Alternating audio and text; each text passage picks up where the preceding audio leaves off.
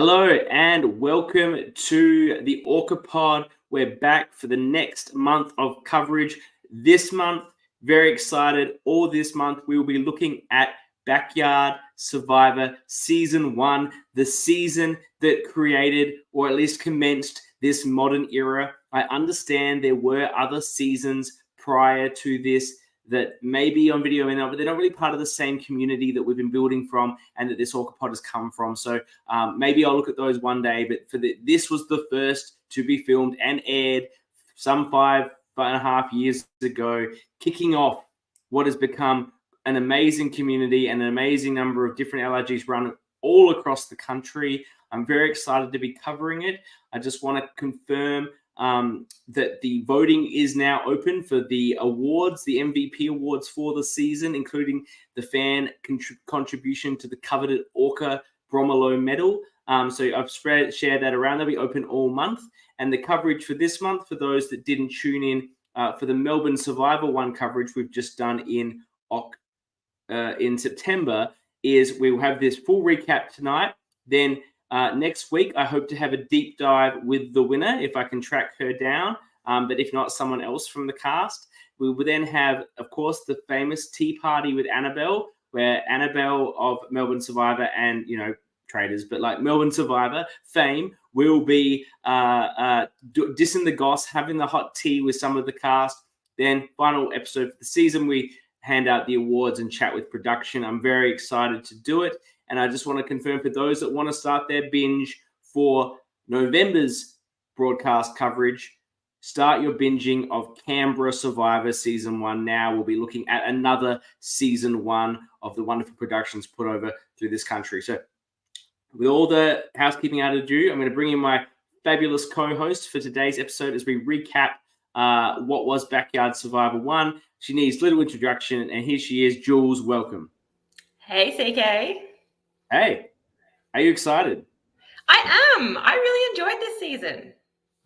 I enjoyed it too. Well, why don't you give me your top sort of thoughts just off the cuff? We'll go deep into it and we'll start going deep soon. But, give me your initial sort of thoughts, what you really liked about it.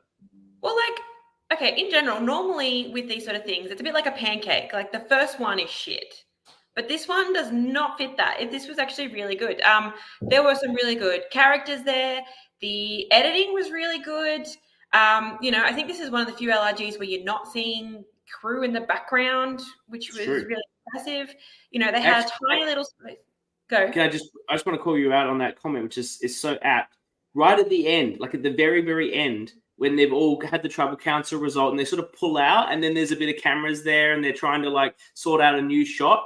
That's the only time that you saw that. And that is actually what made it really, that moment feel quite real and behind the scenesy, because it was the first time you'd actually saw a bit of the production. So you're quite right. And to do that in such a small space is incredible. Literally in a backyard, the tribes would have been able to touch each other almost. They were that close together. Hear each other, hear the whispers. Yeah. I agree. I think they did an incredible job. I don't think they had a lot of crew chatting. We'll get this on the lowdown when we talk to Kyle and Brian later in the month. But I understand that it was pretty much Kyle and Brian running from hosting to setting up to filming all those confessionals and back again, which is an incredible effort. And it also looked, and kudos to everyone who played and the crew, it looked to be hot as fuck. Oh my God. If anyone's watching, I could see Amy's in the comments. What was the actual temperature that day? Was it 40 degrees or something?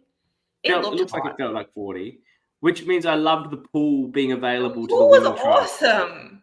What a great reward. I love it.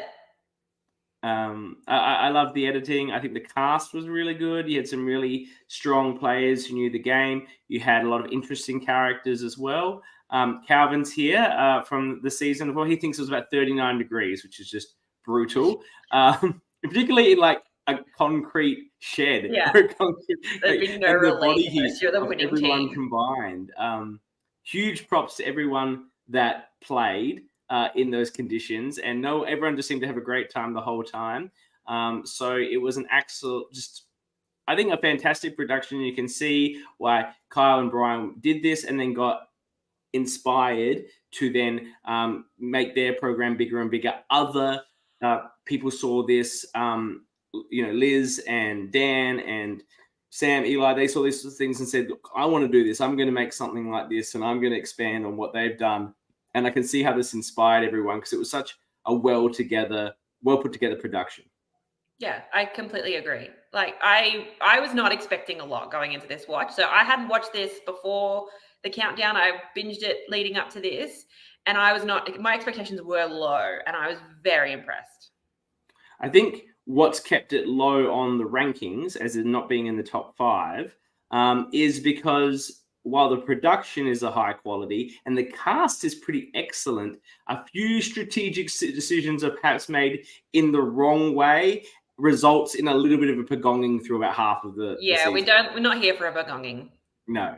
And look, there's a bit of bad luck in that, and I think there's a bit of decisions that were made by people that I will be criticizing thoroughly. And they may have got away from this, because it's just 5.5 years ago we heard a podcast about this. But these people, they're going to get my criticisms. It's going to come. Do you want to jump into the first episode? Yeah, let's do it. Amy, we get a couple of grabs from a couple of people. Amy wants to win for the glory. That's why anyone plays an orc, right? Yeah. David wants to stab someone in the back. He won't quite get a chance this time, but we definitely saw that behavior when he played again. Sally's worried about being the first boot. Obviously didn't come up. And Rem really wants the cash. Obviously $150 means a lot to him. Personally, I think he was more interested in just showing off the rig. Absolutely. Did he have a shirt on at any point during this? He eventually puts the shirt on. But to be honest, if I had a rig like his, I'd be going shirtless as well. Like I'm not absolutely. Guy. Yeah, he's like, pulling it off. He's great. He looks great. They get the cast all out. They bring them all in, and they immediately have to separate the Davids into David with a hat and David without a hat. Which, if you're going in the voting, I've also it's giving Warren Dyke vibes with people with the hat and without the hat.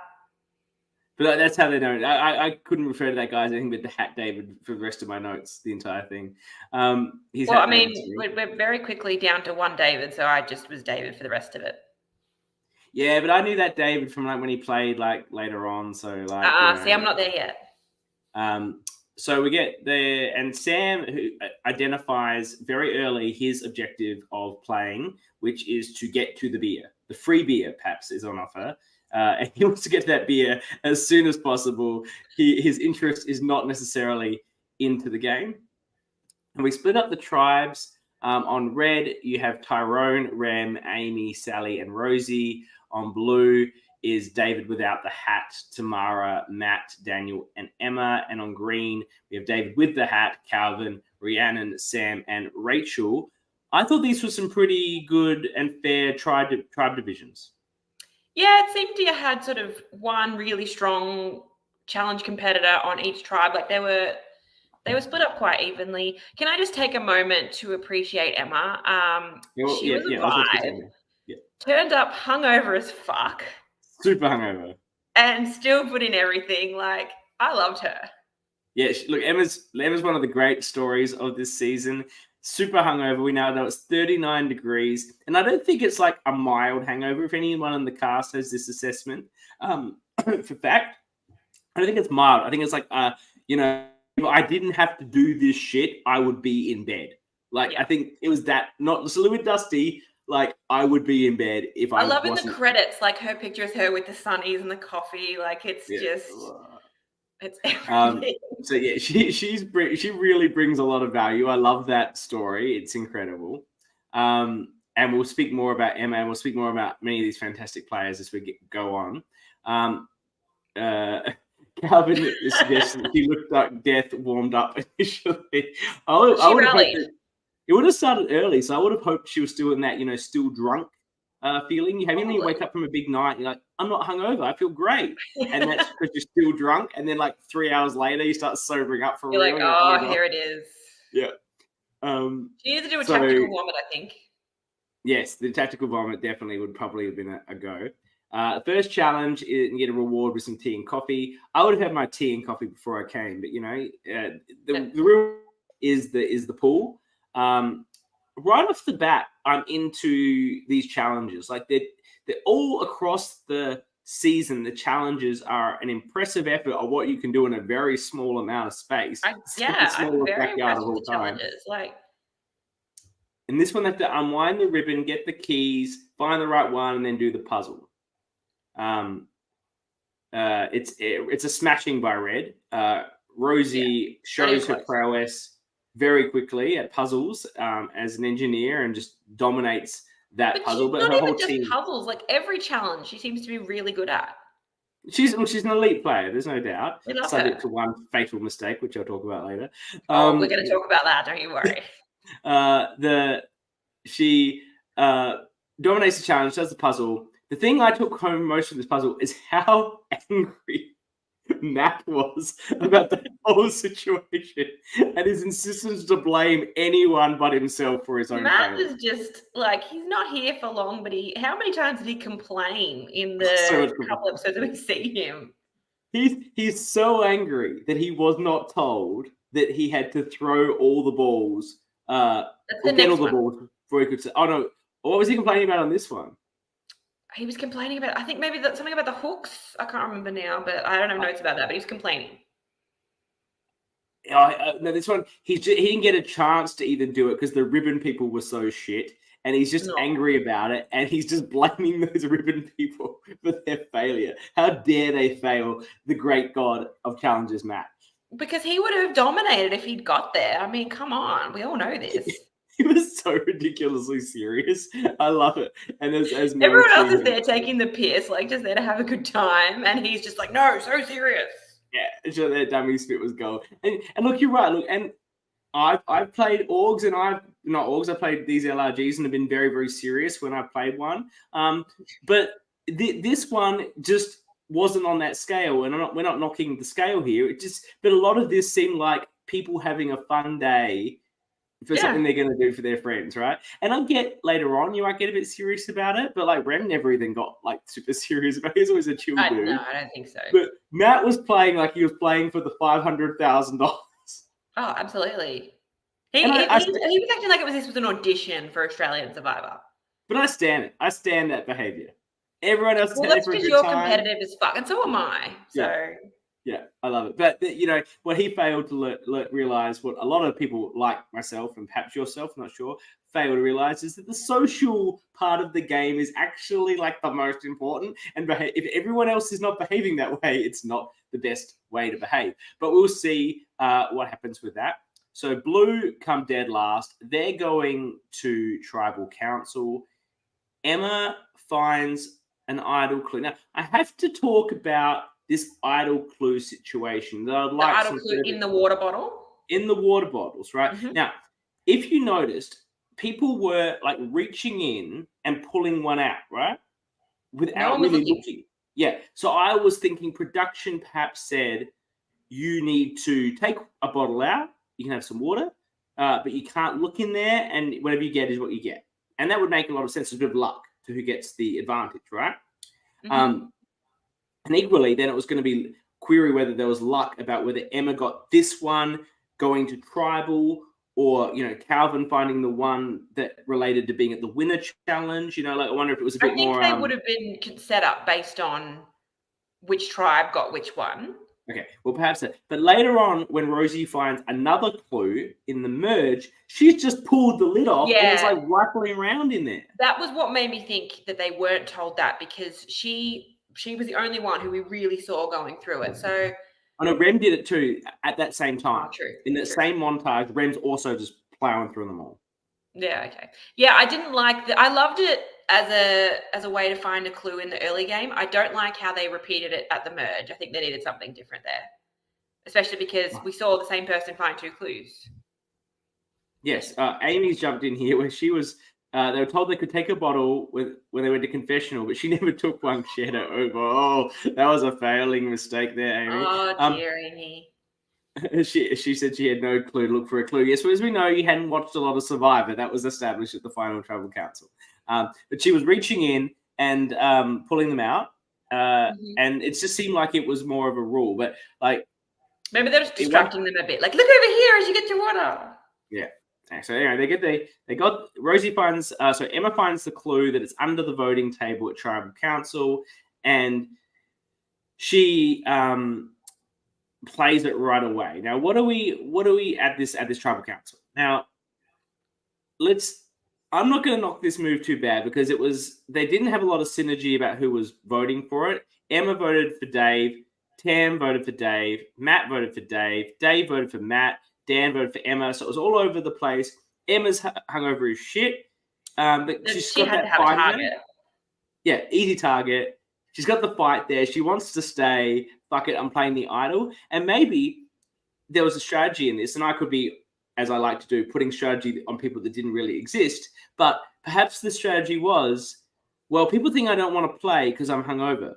But if I play this idol, I show that I do actually want to play. I don't want to be voted out because I'm actually playing an idol to save myself. I want to play for as long as I can. It might, whether that was a strategy or not, that might have sent a message to the other players.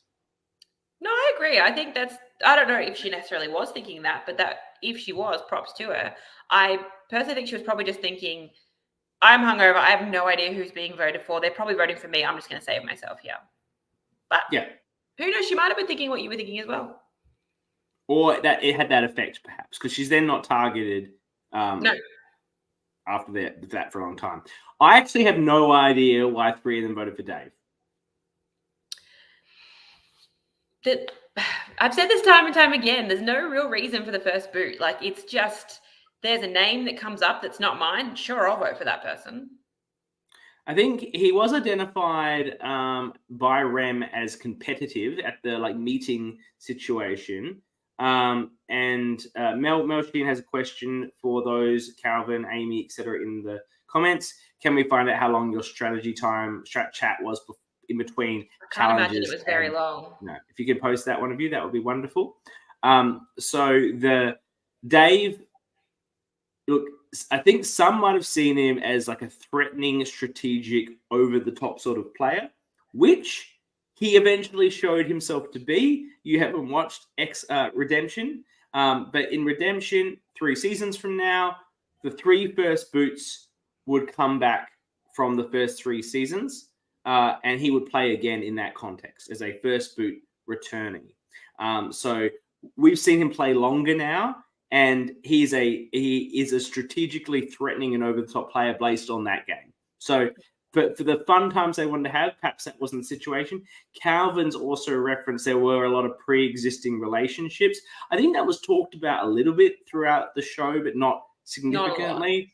But they were clearly there. But it also seemed like a lot of people were willing to prioritize, at least as the game went on, the relationships they made in the game versus their prior relationships. Amy referenced that at the final tribal. If you know a lot of people in the game, then you're probably more likely to just stick with alliances versus if you only know one person out of everyone, it's like, well, hang on, this is the one person that's going to make me feel safe. So I think if people are going to know each other, it's probably better if everyone knows each other, because then it kind of feels more like just friends playing a game and it gets less personal. And that's when people are going to stick with in-game relationships. We have, Calvin says they got about 15 minutes, but Rosie, who's fantastically here, comes in with a super flex saying she remembers spending a long time at the pool. It's because she never went to travel. You're always there. You're always there. But that's a wonderful flex from you. I love that. If you've just joined us, we're going to have a lot of wonderful things. We've already said some wonderful things about you, and there's more to come, and then there'll be one criticism that you can look forward to at the end. But we do stand you, Rosie. You're amazing. We move into episode 2. Someone actually said it's 37 degrees in the shade here. And Emma's worried about she's out of the loop, even though she voted Dave. She's worried she's got to vote. And then we cut to Rem, who doesn't know what idols are. I think Rem was not overly familiar with the concept of Survivor, but found himself a wonderful strategic ally in Rosie, who knew all about the game and valued I'll hitch my wagon to this, and we'll go far, which they do. Rosie finds that clue in the esky, and we've talked about whether it was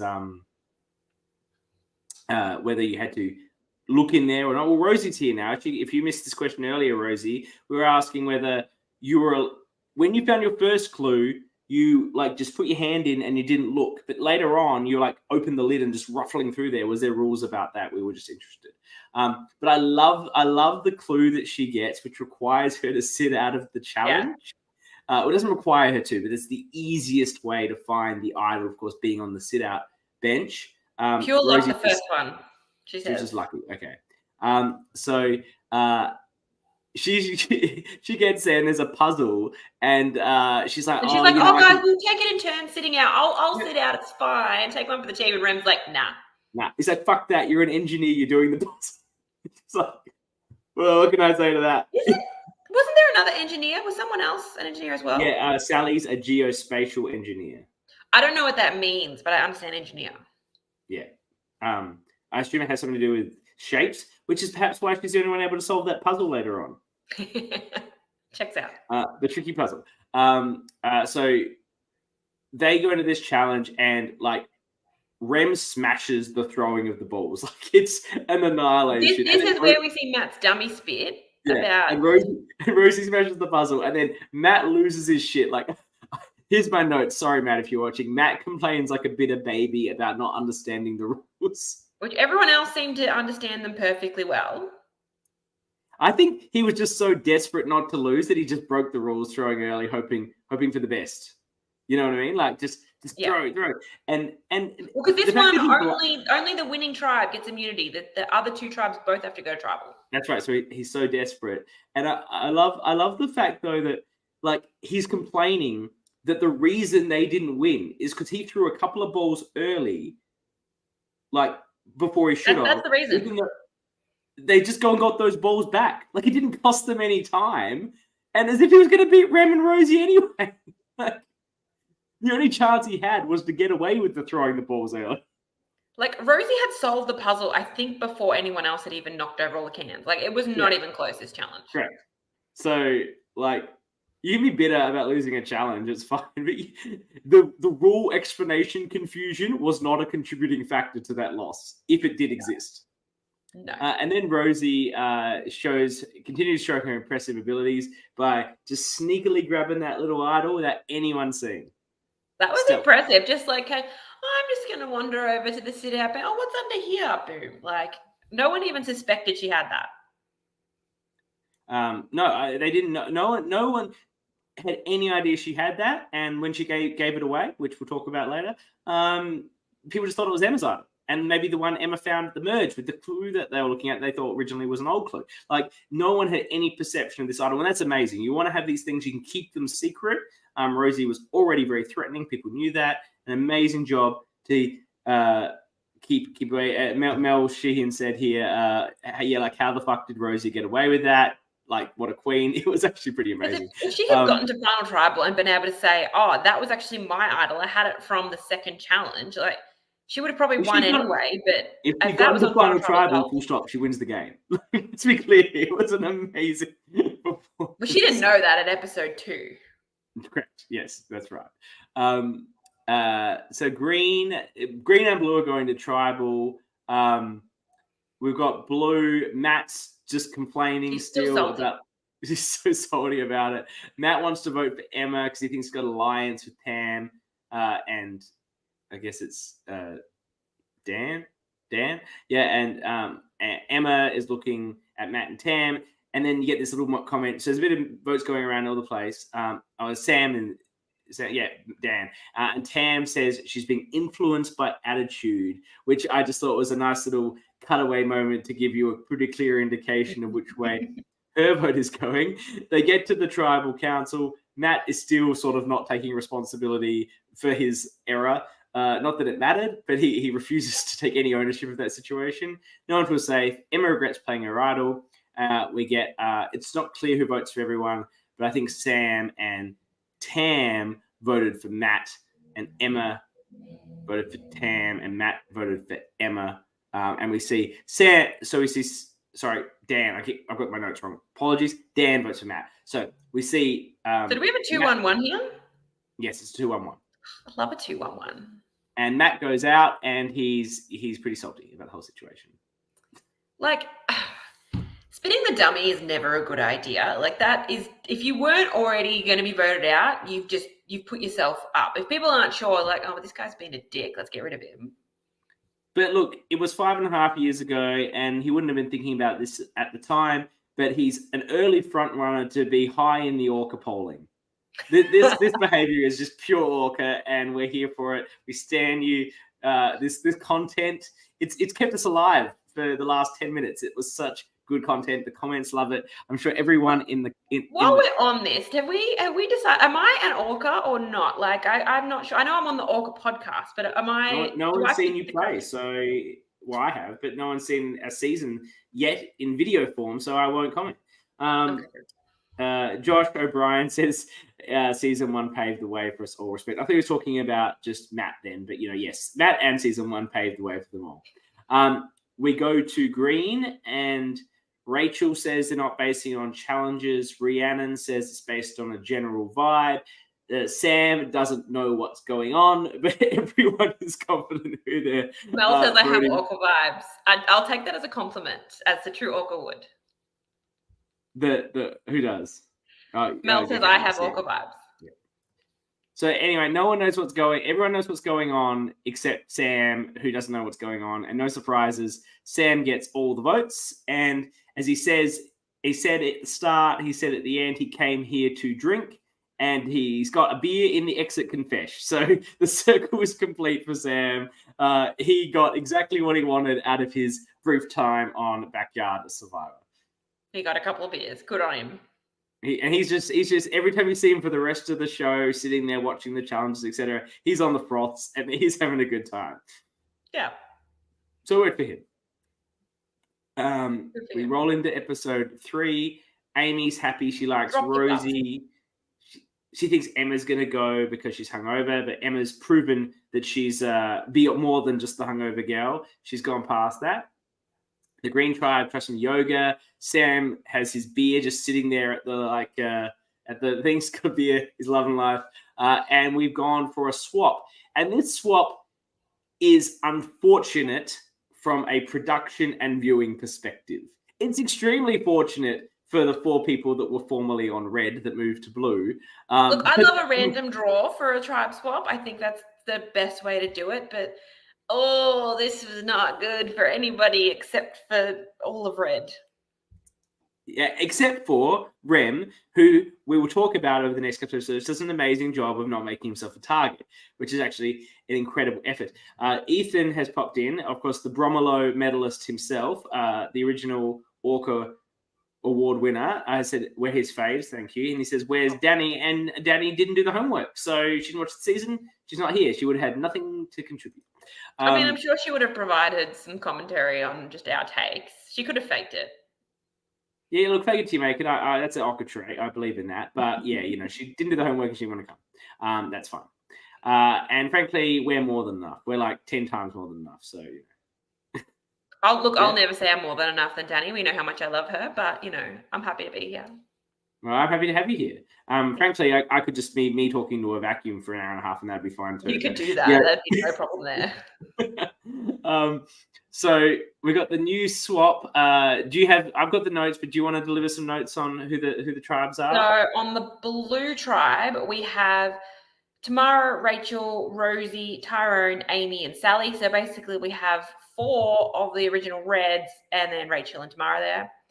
And on new red, we came from a different tribe. One of them came from green. Yeah, sorry, Tamara's from blue, Rachel's from green. Yeah. Everyone else is from red. And then on red, we have 1 original red in Rem. And then we have Emma, David, Calvin, Rhiannon, and Daniel. It's a bit of a mixed match of people. It's a stacked tribe.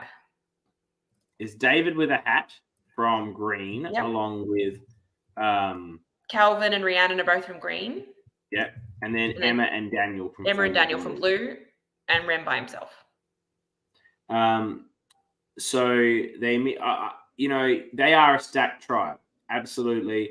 Like, it's a wonder. This is why it's such an unfortunate position for the numbers and what happens from here in terms of how the game plays out, because there's such a strong core on the new blue, and they're also the weaker tribe, so they're likely to just go to the tribal councils. And really, Tamara and Rachel didn't stand much of a chance at this point. Despite the fact that Rachel did her best to carry the tribe in every challenge. Yeah. Another challenge. But there's some strategy that could have unfolded here, which we will get to. And so they go straight into the challenge. It's sort of collecting blindfolded blocks while tied together, collecting blocks blindfolded, and then you got to make the playing with fire block puzzle, which I call that because it took me and another 7 people an hour. It wasn't actually an hour. That was production fun. It was more like half an hour, but half an hour to complete. Here they seem to complete it within a few minutes, which is a little bit embarrassing for me. But I'm just going to go with it was an easier version of the puzzle. I'm sure it was a lot easier than yours. Surely. No, but from what I've been told about yours, it was fluorescent paint at night with torches, so you couldn't really see the colours very well. So I'll give you that. You couldn't, and it was pissing down. It was, torrential rain, so and it was cold as fuck. So, maybe that was a factor. That said, if you know the solution to this puzzle, it's actually pretty easy. It only just took me 35 minutes to think of the solution, which is a little bit embarrassing, to be perfectly frank. Well, we all make mistakes. Mar says she still can't do it. They did it in Canberra and no one can solve it, so they had to put in a different puzzle. So, whoever was on this one, you're special. It was Hungover Emma. She absolutely smashes the puzzle. Well, see, you can be hungover and still be good at this. I know. Emma's killing it. Maybe it improved her ability. Maybe if she wasn't hungover, she would have been terrible. Well, she probably would have been on the collecting the blocks. They put her on the easiest bit. Actually, it wasn't the strat. They were like, "Oh, do you want to do this, or are you too hungover?" to be blindfolded and picking up blocks. I was like, all right, that would have been bad. Yeah. They've all changed their outfits into the. I've got that in my notes. I don't like this. I like it. Ooh, no, I don't, because for a viewer, it makes it harder to remember who was on what starting tribe. So I think if you were started on red, stay red the whole time, and then when it's at the new tribe, it makes it easier for me to go, okay, you were on this tribe, you're on this tribe, you're on this tribe. When they change, I don't remember. That's actually an incredibly good argument. I like it, but I think your argument overrides my personal preference, which is just an incredible argument from you, really, to have overcome that insurmountable mountain. I'm sorry. Did you just say that I'm right? Yeah, you're right. I don't think you've ever admitted that someone else is right. Not only you're right, but you've overridden my personal preference, which remains my personal preference so much that I can't even argue against what you've just said, because it's so. That could be the proudest moment of my podcasting career, and I just wow. I'll be saving this one for later. And Calvin felt dirty changing out of his green. He didn't want to do it. Look, I knew where they were because I had my notes, but I don't normally take notes when I watch these things. Obviously, I'm taking notes for the purposes of this, and still confused. It took me a while to get my head around who was who. So I think you're absolutely spot on. It did make it difficult to clock that, particularly when you're only having 20, 25-minute episodes. Like it's pretty fast paced. Yeah. Now Rem makes it pretty clear here to us, the audience, and this proves to be one of the most important social plays of the game.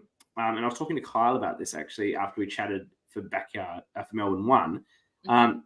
Rem's always planning on going back to the 4 OG Reds. So his job now is to convince the rest of these people that is not what he's doing, even though he's not really a Survivor superfan style player, but he recognizes the situation he's in and the need to convince them of that to stick around, even though he's going to snake them at the first chance he gets. And he does a magnificent job of it. I can't believe they bought it. Like, for me, I would have got rid of him as soon as the opportunity came up. And I can't believe they didn't. And what he does, and I'm planting moves and strategy on people that may or may not have occurred, but it's outcome driven, and this is what he achieved. Mm-hmm. He said that he wanted to go back to red. He said he was just going to make friends with these people in the meantime. But his just general laid back style, being a tradie with his shirt off, who's there for a good time, really easygoing dude, is the sort of personality that can easily convince people that he's not there to make strategic moves. And I think he could also easily convince people like Calvin and Dan and David with the hat that he's there for the boys and he's not going back to his girl tribe plus Tyrone. He's a manly man and he's there to hang out with the other manly men. And that's sort of what manly men do in Survivor a bit. And it's also what men do in society a little bit. When they're put in a group of people they don't know, they tend to gravitate to the people that are more like them. So he used that, I believe, and his social capital and his easygoing nature to dupe them all into thinking that he was just going to go with his, stereotypical group and not go back to his original loyal tribe, and did a magnificent job because he should have gone at some point in these three. I don't think you're putting too much strategy on him that didn't exist. I think you're spot on. I think, he does have that personality that makes it really easy. So Calvin, I immediately tried to pull Rem into the green 3. Yeah. He did such a good job embracing that part of his personality, and he's very believable that he's going to be one of the boys. Now, I don't want to go back to Rosie and Tyrone. I want to stay here with the big boys and having a meat tray alliance. Yeah, Dan's a personal trainer. Look at me. Look at my rig. Let's go. With a meat tray. I'm getting vibes of like David Jennett being like, hey, you like to lift stuff. I like to lift stuff. Yeah, exactly. And they just nailed it. Incredible effort for him to do that socially. Now, look, Calvin does work it out a bit later and then fails at that attempt, which we will get into in a little bit. And I'm glad you're still here, Calvin, for this discussion. I'm a super fan of yours. You're my, people that don't know, Calvin was my first ever sort of favorite player from LRGs when I watched Warren die. And I'm like, this guy's the fucking beast. I love this guy. I want to play like this guy. He's amazing. Perhaps he's the OG ORCA. But that argument could be made for that, yes. So I only have much love for Calvin, but there will be a criticism coming. There's a point on where we now go to the new blue tribe, where like Rachel's running through tribe, and then it only clicks to her how fucked she is. She doesn't realize it like immediately. No. And she's like, oh, so it's them and them and them, and then there's oh shit. And then on the other tribe is like, oh oh no. No, I'm in so much trouble. And then Tamara just wanders up to the blue crew and is like, so what's the strat like for the boat? Oh, what are we doing here, peeps? She seemed very confident that she was going to survive this. And I want to know where that confidence comes from, and I want to know how to instill it in myself, because she should not have been confident there. And then she votes Rachel. She votes with Rachel and votes Sally. And Rachel votes for Tam. Like, Tam clearly didn't have the picture of what was going on. Rachel was clued in. Rachel knew it was between her and the other one, and between her and Tamara, and she votes for Tamara because, that's the most sensible vote. I thought that was an interesting choice from the Blues, because Tamara was from OG Blue, of which there were not many left. There were more greens left. So by keeping Rachel, they were keeping more people who could be unified against them in the game. I think it was probably always going to be blue and green versus red, as soon as red went into swap with all their numbers still intact. So I don't think it made a huge difference. And I think Rachel was also seen as better in challenges. And, they didn't want to have to go to too many tribals because they only had a couple before they had to turn on each other. So I think challenges might have been the determining factor there. Right. And as Mel said, but Rachel was also the challenge queen. She was very good at the challenges, very fit. And, that was an impressive thing. And as Rosie just said, we kept her for the muscles, hoping to win a challenge. I respect that. I think it makes sense. It's a bit of a coin flip anyway. So we go into the next episode and we finally get Calvin. Calvin's finally at the winner's tribe. He got his clue telling him the idol was at the winner's tribe many, many hours ago. He's finally there and he can get the idol, and he makes the decision to just jump up and grab it in front of everyone. What do we think of that? No, you got to do it subtly. He said, when he did it, oh, I better just do it. Like, there's no way that I can do this subtly. There are plenty of ways you can do this subtly.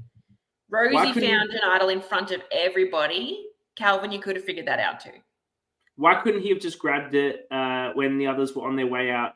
Either walking in or walking out. Make sure you're at the back. Quickly walk past it. Yoink. Like, I think out's best because then everyone's in front of you. Walking out, yeah, probably best. Yeah. So I felt that was. And he says he didn't think there'd be a time. No, he was just excited. He wanted to get his idol. He wanted to do it right then and there. He couldn't wait any longer. He was like a kid on Christmas morning. Can I open my presents now? Can I get my idol now? Yeah. And he's dreaming of an idol. I get that. We all dream of an idol. Of course we do. And look, maybe there's a fear that he's not the only one with the clue. Like, that's most likely to me the fear. You're not the only one with it. Everyone has the same clue or something. Someone else and there has it. And the clue did specifically say that if someone else gets it, it's theirs. So there is a fear there. And to be honest, I don't think this was a major problem because I think he genuinely didn't believe he would get a sneaky chance. Well, okay, fair enough. And I don't think getting in public is the right move, but I think ultimately it doesn't impact the way he should have played this idol. In fact, it could have been more useful, which we will get to at this moment. But first, we're going to cut to the Blue Tribe, who are making a fake idol. And Rachel suggests they make a fake idol because, if they don't win, she's fucked anyway. So do got to do something to build some unity. And they hide it really well and they wrap it up really well. I'm like, where did they get the wrapping for this? Were you interested in this? Like, where did they get? I couldn't tell what it was wrapped in. I assumed it was like something that someone. It might have been. Oh no, I don't know. Do we know what did it look like? Just a bit of cloth or? It looked like the actual cloth that they were all finding them in. And did it have a note in there? Because surely it didn't have a note. Well, the only note it could be would have been Emma's note. But it wasn't Emma's because we saw them looking at hers later. It was either a buff or an idol clue from me. A wrapper from one of those. But Rosie, people didn't know you had an idol, or did they? Because you wouldn't have been like handing out idol wrappers for idols. Hey, here's an idol. This is what the genuine idol comes wrapped in. How do you know that? I don't know. Maybe. I don't know. We're interested in getting that info from you, Rosie. But they hide it well. They wrap it up. I am more interested. We'll get some more information on this fake idol because I was more interested in Dan not playing it later. She thinks I think I lied about it. None of them were savvy about Survivor. That was clear that Rosie was the super fan here. Yeah, it's amazing. Like you could have told me that this whole thing was put together for Rosie's birthday or something. I'd believe you because she seemed the only one who was really interested in Survivor. And they're all just falling on their swords for her because, it's her birthday. We love you, Rosie. Happy birthday. I'm Sam. I'm getting on the beers now. Except for Matt. He didn't come for no one's fucking birthday. He came to win. No. So, tug of war. And I like, I know you're not a fan of the singular tug of war event that goes for 30 seconds. I'm not a fan of any challenge that lasts. What did we start to determine it was? Like 11 seconds that your one went for? Well, all the muscles are on my side. There's nothing I can do to help that, Superman's almost... Annabelle was there. That's what saved... That's what won you that challenge. Yes, it had nothing to do with Max, me, or Brady. And so... But here they do the 1 versus 1, or 2 versus 2, or 1 versus 1, which I really like. But look, and you tell me if I'm wrong here, Jules, because I'm saying this as a man, but I really feel that they should not be mixing genders on these sorts of things. No, I agree. I think if it's 2 on 2, but they couldn't because one tribe had 1 male and all females, and the other had 1 female and all males. That just means Tyrone has to do a bunch. That would have gone down well. Tyrone has to do a bunch and Emma has to do a bunch. Yeah. But Ma beat Johnny. Well, that's... But Ma's a beast. Yeah, and I think there was a win here. And there's one where they can pick the person and they pick poor old hungover Emma. Now, anyway, Red wins again. Okay, so here is where I think the first occasion Tyrone versus Rem a thought. Yeah, well, like obviously Rem's probably winning that. Look, at the end of the day, even if they do it that way, it's gonna have the same outcome. But I just feel like it should be fair. Amy, keep your comments short. We're not going to read all of that. Amy's got a huge comment. She is not happy about this. She is very angry about the tug of war. She has thoughts. Hopefully, we'll get her on at some point this season. She can give her said thoughts.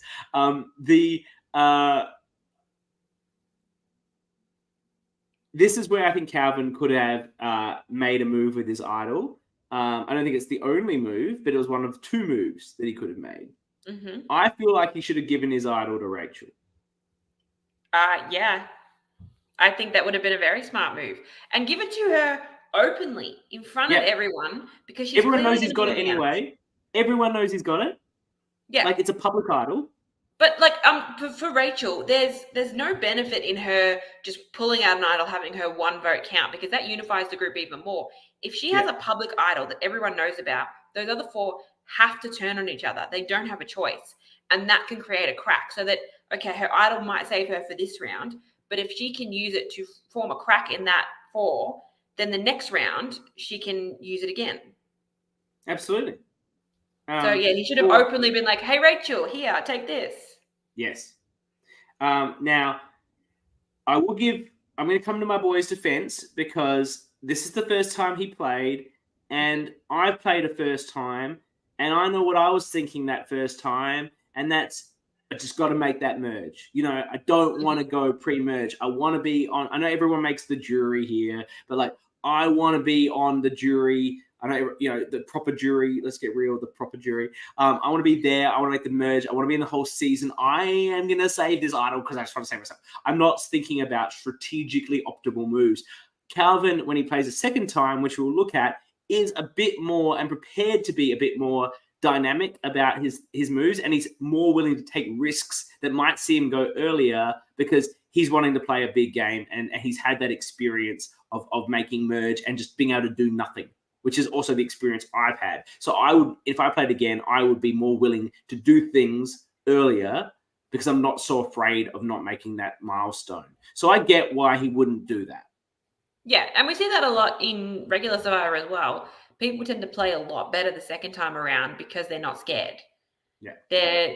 People would rather play a boring game so they can get to the merge and tick things off their bucket list. And the second time, they're like, fuck it, I've already done this before. Let's just go. Let's have fun. Yeah. And we tend to see better gameplay for it. Calvin says he wrote off Rachel as soon as they swapped, so he just wasn't thinking that way. Look, that's okay. It would have been a big, big move, but don't worry. He's got another amazing opportunity with his idol to save the day, which he blows up, and we'll get into that in the very next episode.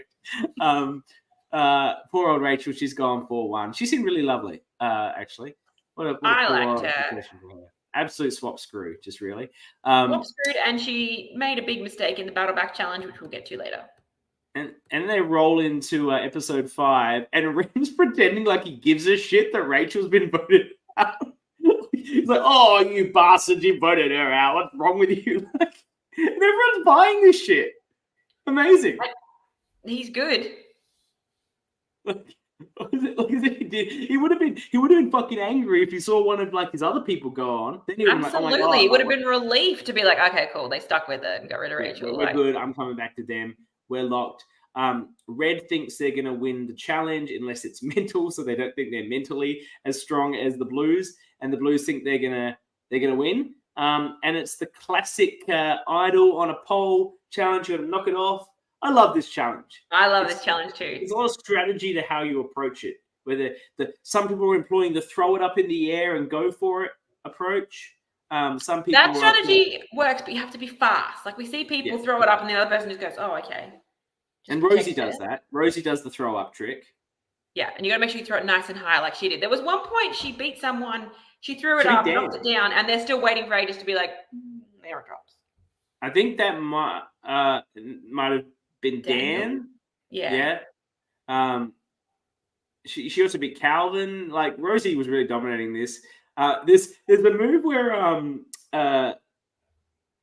Tyrone against Rem. Rem actually kicks it off Tyrone, so he does like a little like fly kick thing and just like kicks it off. Well, and then the other time those two come up against each other, Rem does the throw it up in the air to get Tyrone's down, and his comes down and hits him on the head. That's right, yeah. That was brilliant. And they're like, "Do you need medical?" And I don't know if Calvin's. I was scared of Rosie. Yeah, like she was very intimidating. I'm sure to all of you. Yes, Karate Kid from Rem. It was an amazing, Mr. Miyagi style move. My thoughts on watching this, I'm like, why is this first to fucking 6? It's just like going on like this. Right to 6.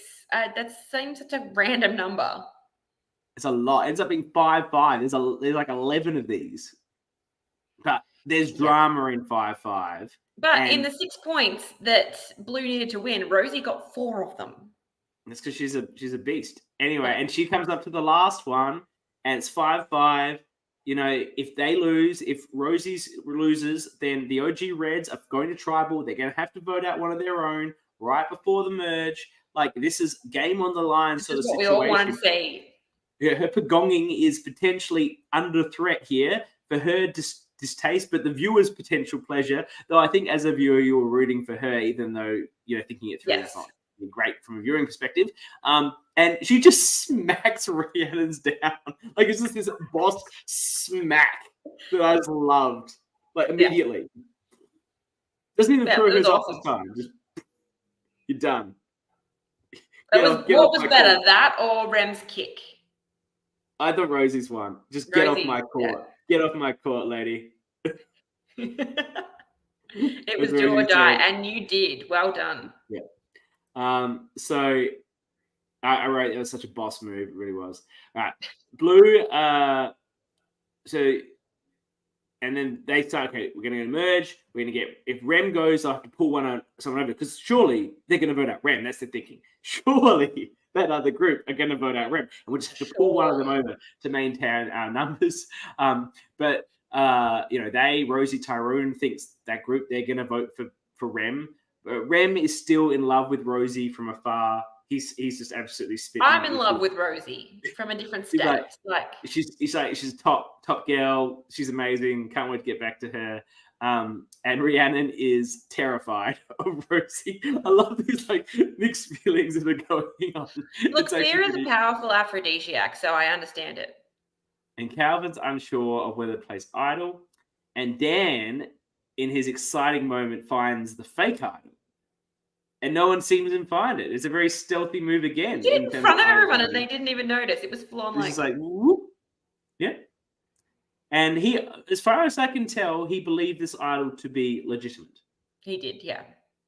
Which shows a lot of balls. On many occasions, he does not play it. Until the time he I was surprised. I was waiting for this is not a hidden immunity idol, and we didn't get it. It would have been an amazing moment. Like that was actually a bit disappointing. I'm sure production was very disappointed. Because we got all that setup and it just doesn't matter. Yeah. That's when you get someone in confessional being like, you gonna play your idol? Go on, play it. I think you should. Yeah, Daniel's face when he finds the fake idol. He's very excited about it. And then he did not play it at this tribal council, I must say. And then others at later is very strong. And then they're in the this is great. This is quite an interesting tribal council. I think it's one of the most interesting ones, obviously as a vote situation, but in terms of the discussion that's happening, it's less just yada yada, loyalty, unsure, whatever, strength. There's a bit of strategy going on it. And this is the point where Dan says, I feel like some people might view me as a threat, and Calvin is just nodding enthusiastically. And Rem said he was going to do eeny, meeny, miny, mo, and then he actually did eeny, miny, mo to choose who he was going to vote for. So if his eeny, meeny, miny, mo had gone a different way, he would have gone. Yeah. Hey, there's always luck in Survivor, isn't there? So Emma votes for That's as good as, Dr. Sean's alphabet strategy. Yeah, except this one you can't manipulate like the Richard Hatch did to Dr. Sean. So it's a bit safer like that because it's more random chaos. Emma votes for Rhiannon. Calvin votes for Rem. Calvin plays his idol. Dan doesn't play his. Rem votes for Dave, and we end up with this. And Calvin says we had zero strategy discussion before the vote. That's fine. I can hear that. You don't have a lot of time. It comes in 2-2. Rem Rhiannon, and then there's a vote on Dave and a vote on Emma. That doesn't matter. And the people who had the idols, including Calvin, who played it, don't cop any votes. At this point, they do the revote, and it comes out the same. And Rem looks super confused about what's happening and rocks. He's like, he doesn't have any idea what's going on. And then Calvin has this big moment. He said, Rem has the red connect. Those girls are dominating. We have to get rid of Rem. This is the discussion to decide who they're going to vote out unanimously, or they go to rocks. So, the voting here, Calvin is 100% putting the strong position forward that we need to all agree to vote out Rem. It is the most sensible decision. Dan doesn't agree. Dan says, no, he's going to come with us. He's been sucked in by the bro code. And I just feel Calvin had all the power here to push for whatever the fuck he wants. Because he's not doing a rock. Correct. He should have been like, all right, well, if you don't decide to get rid of Rem, we can go to rocks. I don't really care. Rocks it is. I don't care. It'll be Dan, Emma, and Dave with a hat pulling out rocks. And Calvin's safe as house. And he had the right read that Rem needed to go. Absolutely. And he had no threat. So I just don't understand why Calvin capitulated at that moment. I don't either. But once again, it might be the whole playing scared thing. Okay. So look, there's a bit in the edit here. Rhiannon ended up putting up her hand to go. That wasn't shown in the edit. Well, Jesus, that's tough, isn't it, Calvin? Sorry, Calvin. Sorry, mate. You must have been so annoyed. You were bang on. Although that does make sense to why she directly came back to them. Yeah, she has a bunch of confessionals about how she doesn't trust them. But yes, it does make sense. Look, and there's only so much you can do in that scenario. I'm sure Calvin tried to convince her to stay, Keith Nail style. But like, ultimately, yeah, and then everyone's sympathizing for Calvin now. I was like, damn, that ruined your flex. Yeah, my flex or Calvin's flex? I stand by my position. I can only comment based on what I'm shown, and what I was shown was the correct read. And Calvin's given me more information, and I now understand his position and how much that sucks. And now I can go back to just loving him wholeheartedly without having to criticize. Is Calvin ensuring his appearance on the tea party? Is that why he's here? My only problem is I was probably going to try and have like multiple people on the tea party. He's definitely on the tea party for like Warren Diet. So, but if anyone deserves 2 appearances, it's Calvin's. He will. No, he's saying he should have stood his ground. He respects that. Yes, that was his fatal flaw. And as he knows this right away, because as we roll into episode 6, Rem is very excited. Someone says they're a bunch of fools, and Calvin wants to shoot himself. He knows it was a bad call. But what can you do? Presumably, he could have convinced Rhiannon to stay. Presumably. You would think. But there might have been some relationships here. Like maybe Rhiannon's really good friends with Rem. They actually seemed quite close. Like there was like he would often put his arm around her, or I saw him give her a kiss on the head once. Like probably close. They're probably some of the friendships that existed like before the game, and then so she's like, oh well, I'll go out. Rem can stay in. Like that's fine. Like she's got that friendship, which make it difficult. Do you want to talk us through the battle back? The gross food eating challenge. This is a gross food eating challenge I can get behind. You've seen me criticize it before in Sydney. This one is good. I would actually call all of these things, maybe not the sardines. They're not my cup of tea, but, people do eat them. Everything else here is pretty gross. Vegemite on Wheat Bix. That would also be difficult to eat because dry Wheat Bix are very difficult to eat. And then a combination of mayo, kiwi, and asparagus. That sounds disgusting. And Rachel got eliminated there because she forgot to show that she had an empty mouth. She put her bowl down and was like, yep, I'm done, but didn't open the mouth. I was very upset with her. She was the person I was hoping would come back. And then we had the sardines, which, is that's probably a normal food to eat, but I'll admit they're pretty gross. It would be sardines in water or in oil. It wouldn't be in like the tomato sauce, which you can get sometimes. By themselves, they're not great. Yeah. And I don't mind Vegemite on Wheat Bix. It'd be fine, but it would be very difficult I'm someone to eat. that can lather my Vegemite on my toast, so on Wheat Bix probably would have been fine. Like I said, it just would have been difficult because you don't have anything to drink. Dry Wheat Bix, so difficult. I'll just give a shout out to Schneider here, the original watcher of the ORCA pod. He's from America. He races in an online racing competition, and he's doing Talladega tomorrow. Talladega Nights, baby. If you're not last, if you're not first, you're last. Benji, so get on with that. He's also asked a question: do you think the US survivors should make food eating challenges? And we've talked on this podcast before. They stopped doing it in the US because the gross food was delicacies. Well, because they were delicacies of the country they were in. So it was actually culturally insensitive to call that gross. Here, and our backyard do a similar one in season 2, they do a very good job of making disgusting stuff that isn't offensive. So they do a very good job of it. Yeah, like in the US Survivor on Pearl Islands, when they had like spin a wheel, we're going to get some fish and some coconut water and this and that and blend it all together and drink it. I think if it's disgusting combinations, great. But when it's, hey, this is a delicacy in whatever country, no, that's insensitive. Also, Danny is saying that I am absolute ORCA energy. I'm going to take it as a compliment. Thank you, Danny. It is. You are ORCA energy, no doubt. And Amy, look, I want to compliment whoever put together the merge feast. That cheese board looked damn good. Oh, I'm here for a cheese board. It was an impressive cheese board. There was a lot of good quality cheeses and fruits and some dips on there. It looked very good. Though I probably don't want a lot of like soft cheeses on a 40-degree day when I've been running around sweating. But anyway, if they're straight out of the fridge, yeah, okay. I'll have a soft cheese anytime, anywhere.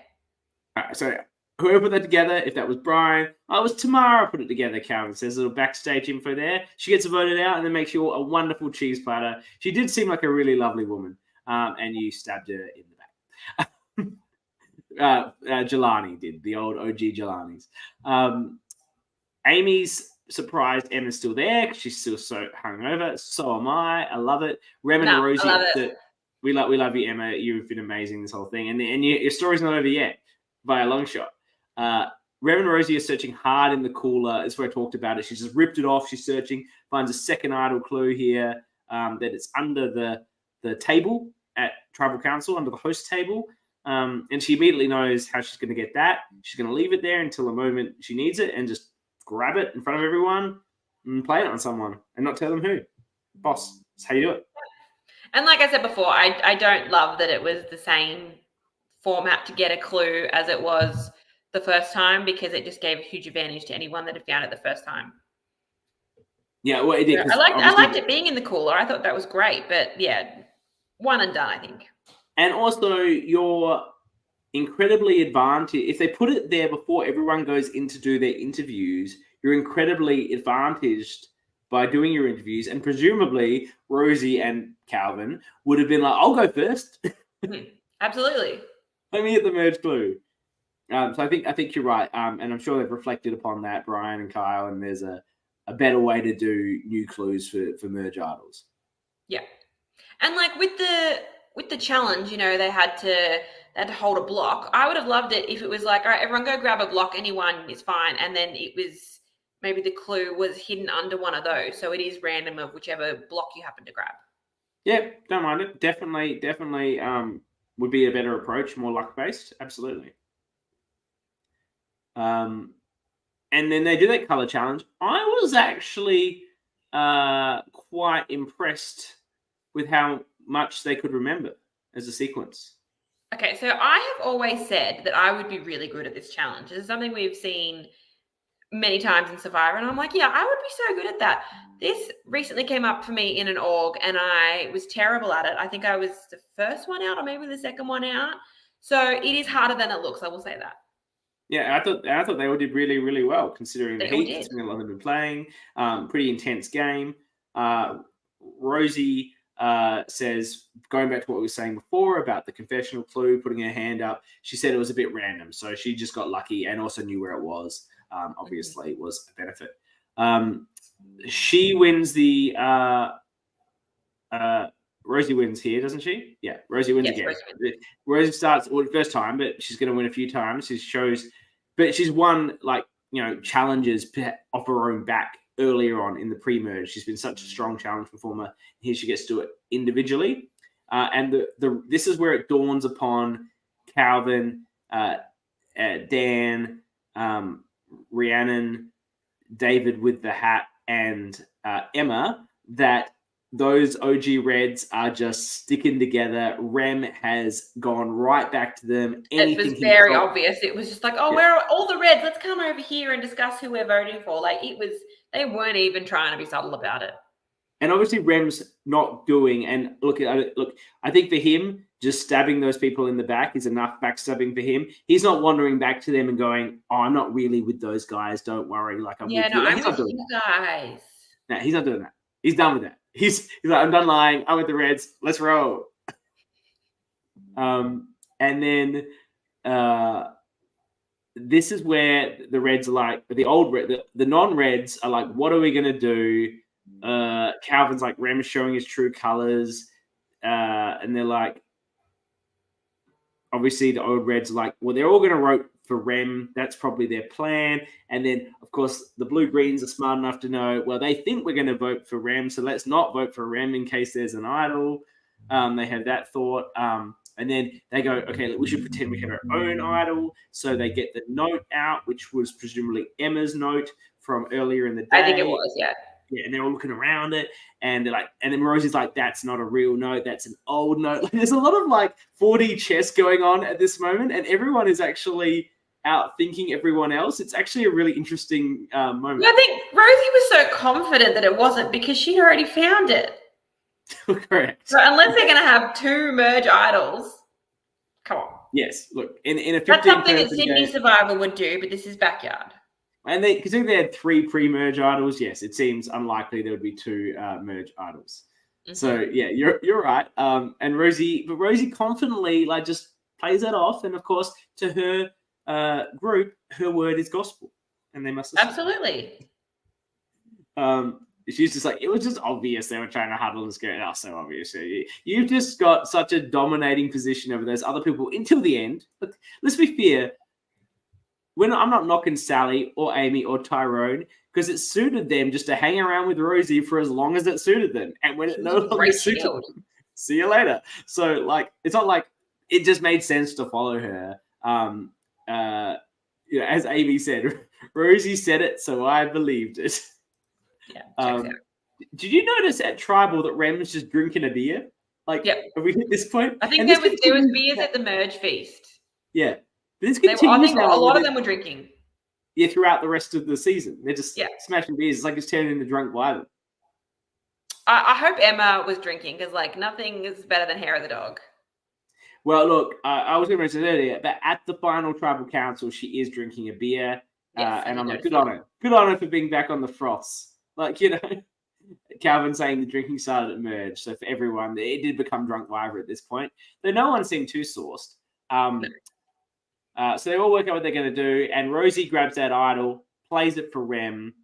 I think it's crazy that Dan doesn't play his idol, his fake idol here. I agree. I definitely agree. Even if the votes aren't coming to him, if you think it's potentially going to go to Rox, which they did think was a chance, then yeah, why not play it? At least eliminate one person from the board. Even if you don't think you're getting the votes, we see that eventually Rhiannon does change her vote. So he could have potentially tried to play it on her as someone who was maybe on the outs as a way to make sure that she stays with them. Yeah, that's exactly right. Or if she doesn't flip, it goes to Rox and he is safe. There's and as Calvin said, Dan did, that he was going to be the vote, and he was. So I find it baffling he didn't play it here. That's why I wonder if he had doubts about its legitimacy, and he was worried about looking. Even if you're 1%, if you think there's a 1% chance that it could be an idol, play it. I agree with you, and Do I an would, Adam Klein. and I did. I applied some random snake that I found in my jacket. But Dan seems like a very, very proud man. I don't know. Doesn't look the full. Mm-hmm. I don't know. I would love to know why he didn't play it. And then shot anyway. What do we think about Ree's flip here? Obviously, it immediately blows up at her, but let's put that to one side. In this situation, I don't see the point. Like, I am someone that is very anti-rocks, but I think if you've got this 5 that is so solid that they are never going to break, what's the point of going over to them just to ensure yourself 6th place, which didn't even happen for her, or 5th place? Sorry. Like, you're going to go over and be at the bottom of that. So I would go to rocks in this situation. Amy O thought it was great that Dan didn't play his idol, and that Rihanna flipped, of course, because otherwise Amy was Amy, if Rihanna doesn't flip, they're going to rocks and you're safe anyway. Like, no matter maybe what. That's what Kelvin's talking about. He says that he thought he was going to be the vote. Maybe that's why he didn't play it, because he thought, well, if the vote is me, I become safe. If he's that certain that they're going to rocks. Yes, that is a very strategic move. But as you say, you should have played the idol on someone else then. But you're better off trying to guess their vote and get through that way, or as you say, play it on someone like Rhiannon who feels unloved, perhaps because of the previous vote. Bring her back into your group, build a bit of alliance with her, and don't forget, so like there's something that he could have done. I just find if there's any time playing idol, this was the time. Yeah. And Amy didn't work. Oh, I did love Amy's face when the votes come out for her. Shock Pikachu. What? Amy, why were you so upset? I think what this comes down to is it's something she made. Look, I'm going to make an assumption here, and she can tell me if it's correct or not. At the final tribal council, she talks about one of the challenges for her in the game being her friends voting for her. So I feel like a lot of the people in the other tribe were her actual friends, and she was hooking up with her original tribe that she aligned with, and she perhaps felt a little bit hurt by them choosing of all the. They could vote for Tyrone, they could vote for Sally. They chose to vote for her. I think was perhaps where she was going with that. I could be completely wrong. I don't know who she was friends with and wasn't friends with before the game. It's just the comment that she made at Final Tribal Council. She looked very upset about it, the poor little darling. But Dan is angry, though. He shouts that they're all dead to him, and he wishes that they all get injured. I love this. I love a fake, over-the-top, salty exit. He's got to be in the running for the ORCA as well, Dan. That's up there with I hope you all get bit by a bunch of crocodiles. I know. It was fantastic. And then, boom, straight into another vote. No immunity. Rosie is not happy to be taking that off and handing it away. She has no time to... I like that immunity was taken away from her. I don't like a tribal with no immunity. Because I think if you're on the bottom, it's your one chance to save yourself. Yes. But they're doing it for time, so I won't go on too much. Rhiannon's excited to be voting for Rosie. I'm like, no one's voting for Rosie. You had no time to put a plan together. Like that other crew, they just won. They're not going to fuck it up now and make the numbers 4-4. Like, what do you think's going to happen here? Like, and maybe she feels in a good spot because she's the one who flipped, but no one knows who flipped. They don't know she's the one that flipped. They only figure this out later. They're like, oh, so that's from Rhiannon that like. Yeah, I love the realization of we just voted out the person that flipped. Oh shit. And yeah, Amy's very mad. The other side turned against her. I'm like, why? Like, you're on your crew. You're dominating. Okay. I've had a reason. And then Rem after that feels very bad about voting out Rhiannon. Liz stands a flip. Yes, of course, Liz stands a flip. Yeah, Liz loved Rhiannon. And Calvin was whispering, "See nothing to Rem," and he wasn't buying it. Rem was so locked in with Rosie that he was never going to vote Rosie, and we will get to Rosie's poor mistake in this regard when we get to the final 6. Oh, we'll get there. We will get there. Don't you worry. The game-winning move that Rosie had almost pulled off. So we get to. He feels really bad. Obviously, he had that relationship with Rhiannon. We've sort of flagged that a bit before. He feels really bad about voting her out. This is his first moment. He feels really bad about voting someone. I think that was someone that was actually his friend in real life, and he felt personally bad about I can say from personal experience, I have never felt bad for voting my friends out of any sort of survivor-related game, particularly when there's alcohol involved. She's talking to me. Yeah, and I don't feel bad when I got revenge and ruined your double idol with a completely overpowered nullifier. It felt wonderful. Felt vindicated. Vindication. Justice. Anyway, so there's a bit where like the Reds are still hanging out together. I love it. I love how they still call themselves the Reds, even though none of them are wearing red anymore. Rem still is. Oh, well, this is when Rem finally puts on his shirt. Oh yeah, true. And it is red. Yeah, there you go. He's wearing yellow boardies, but this is when he finally puts the rig away, which was a sad moment. Even as a straight man, it was a sad moment because you know, as straight men, there's a whole thing about the people that really like Chris Evans or Chris Hemsworth body is other straight men who like, well, I want that body, like for myself. Like it's that self. Yeah. I want that, not like I want to be with that. I want that. I want to be that. Yeah. Mm-hmm. So I was doing it.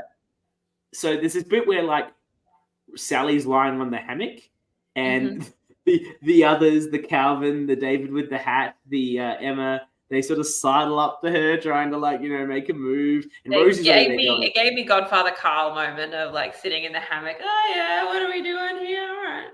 And Rosie's like, they're going to talk to her. We can't allow that. Go over there, intercept. And then like I don't think anyone listens, so she just goes over and intercepts. What's up, guys? What? What are we talking about? Yeah, what's up? What are you guys talking to Sally about? And everyone's just drinking, and then Calvin's like, you know, fuck it. Let's just tell everyone we're voting Rem and hope one of them flip. I don't think there was a name here that would have worked regardless. Because Rosie wins another immunity here. Rosie wins second immunity race. They're holding the basketball on a pole. Running the basketball PVC pipe going lower. I loved it. Another fantastic Survivor challenge. Another like take us challenges on Survivor, home make it with some pretty cheap supplies, and it was great. It was great. And Rosie comes on the final with Sally. They're both at the final part of the poll. It's quite dramatic. And Rosie wins her second in immunity. I don't think she really needed it because it's not in the interest of Tyrone, Sally, and Amy to flip on her yet. It just doesn't make any sense for them. I think once the other three were all out, she probably could have dropped. She's not someone that strikes me as the type to throw a challenge. So if she's in a challenge, she's going to give it her all. So yeah. The thing is, it doesn't matter what those guys say. They can talk about Rem as a threat. They can talk about Rosie as a threat. They're not wrong. But for the three of Tyrone, Sally, and Amy, whether they've discussed it or not, apparently none of them have discussed what's going to be happening at the final five. It is in the interest of Tyrone, Sally, and Amy to all go to the end together. So subject to immunities getting in their way, which I guess is the argument that but now is not the time. Yeah, now not with three of the others there. Look, I get Calvin, David, and Emma need to make the arguments they can make. Like, and we stand that. We don't want people just if the three of them flip and vote out Rem, then Rosie is going to go to the other three. Yeah, you don't want to piss off unless all four of them are going to agree to make a move like that. You don't want to piss off one of your allies. No, so there's nothing that can be done. But I like that they're fighting. You know. And Calvin's saying to them, what's going to happen at final five? Think about it. What's the numbers? I think the problem is he's pitching to Tyrone, Amy, and Sally, what's going to happen at final five? You need to take out Rosie. We've got it covered. We're the three of us. That's what's happening at final five. And that's going to be a really even final tribal council, and any of us could win, which is exactly what occurs. Yeah. It's an amazing dynamic that just has the strongest Pagonging in it because it makes sense for everyone to stick with it. And Rosie making a move away from the safeties. Look, she's just got to be looking at immunities at the end and potentially a big move that almost came off, which we'll discuss. And going with Calvin, and that's not going to help her. Calvin's going to get rid of the first chance he can get. And Rosie said they really liked each other as well, which is lovely. And that does happen. I think that's true too. And I don't know about you, but the fact that there's no final three plan is utter nonsense to me. There was no one annoying in the Red Tribe. It's amazing how much that can affect things. Yeah. But Rosie says, and Calvin said they were fixated on getting Rosie out or trying to align with her. But Rosie's the star of the show. There's no doubt about this. Like, I can see that. And this is what she says. She's not a fan of goats and she wants to bring strong characters, which is, look, I stand that. I've made I stand that too, but it's easy for someone like Rosie to say because she beats anyone. What happens at this tribal council, I think, is a really impressive move. Rosie gets like pushed hard by Kyle and Brian here at the tribal council about, who's the final five, who's this, who's that, surely there's a plan, like repeated questions trying to get her to give an answer that might change the hearts and minds of her group. And she manages to answer, yet not answer. So effectively politic her way through all the answers in the way that you should, in a really perfect way, just showing again her social strategic nous and her ability to communicate. And that's not easy to do on the fly. Like, you don't know what sort of questions are going to be asked, and you have to try and answer them without answering them. And she does a great job. They choose Calvin this time. He blames Rhiannon, but I stand that you had a moment that you could have. Maybe he blames Rhiannon for the flip, but I think what he should actually blame Rhiannon for is putting her hand up to walk away when they could have got Rhiannon. That's the. I love the three of them holding hands as they're reading the votes. Like, they know it's a dead man and woman's walking situation in there. But I love that they kept that going. They did it every tribal, and they even did it at the final tribal. Yeah, on the jury holding hands. Yeah. It was their three. We will see Calvin again in Melbourne Survivor 2, Warrandyte, where he is an unbelievably huge character. And as I've talked about before, pretty much two characters in that whole season, and he's one of them. Yeah, and you can see the origins of that person, that player, that character here. And I really enjoyed watching him. I watched this second to when I'd watched Warrandyte, and I really enjoyed seeing his origins here. Break the 5 and survive. That's right. I love that. So break the 5 and survive. That was giving me like, Short Circuit flashbacks. Remember that movie? Am I too old for you on that one? About Johnny 5, stay alive as a robot. No, Steve Guttenberg. Yeah. For the older people watching, you know what I'm talking about. Not even that much older than me, so I don't know. Well, you don't have 80s film trash, but love. And then they go into episode 8 and. Calvin, we were fucking. Yeah, all right. Yeah, you were. Yeah. Touchy subjects. I love touchy subjects here. I love touchy subjects. I don't like the coconut chop balloon popping element if it's for immunity, because it means that someone on the bottom is never going to win. So I think if you're going to make touchy subjects an immunity challenge, it just needs to be, you get it right, you get a point, and first to this many points wins. This is another fantastic take that I was prepping myself to argue with. Prepping to argue with, and I can't fault that. Thank you. I'm on fire tonight. Yeah. It's because look, the only little thing. Okay. It did force, once they had gotten rid of David and Emma from the balloons, who popped who became a thing. And I like that element in a reward challenge or something that doesn't have immunity, but obviously you're not going to have a reward challenge and an immunity challenge in a one-day game. But it's just, Yeah, and Rosie's agreeing with you that it also shakes up alliances. And I definitely agree with that take. Like I love that is a thing, but I think it's a bit unfair for the people on the bottom, like Emma and who else is there? Hat David. Yeah. They're never going to win this challenge because they're obviously going to be the first two out. Yes, exactly. You know what? I changed my mind. I'm going with Queen Rosie. She thinks I'm right, so fuck that. I'm right. You don't get that one, Jules. I don't think any of these were too surprising. Trust with Your Life was Rosie. Biggest Flirt was Rem, and everyone gets that right. Biggest Threat to Win. Everyone says Rosie. Everyone knows what's going on in this game. Who surprised you? Amy. Amy seemed surprised by that answer. Who has no idea what's going on? Tyrone and Amy say themselves, which I imagine is a strategic answer from them because they do know exactly what's going on. And the actual answer was Emma. I'm like, Emma knows what's going on. I think they're just still giving her the hangover situation. Most cutthroat, Amy. What did Amy do that was so cutthroat? Again, it's a strategic answer. Who